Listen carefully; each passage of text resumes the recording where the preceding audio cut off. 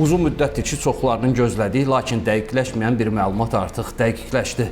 2026-cı ilin yanvar ayının 1-dən etibarən Azərbaycana gətirilən elektrik avtomobilləri əlavə dəyər vergisindən azad olunsa da, hibrid avtomobilləri bundan sonra vergiyə cəlb olunacaq. İnformasiyanın davamını dinləməzdən əvvəl hər birinizdən videonu bəyənmək, paylaşmaq və kanalımıza abunə olmağı xahiş edirəm. Beləliklə, 2026-cı ilin dövlət büdcəsi haqqında qanuna edilən bir sıra düzəlişlərdən sonra 2026-cı ilin yanvarın 1-dən etibarən Azərbaycana hibrid avtomobillərinin idxalı zamanı onlar da vergiyə cəlb olunacaq.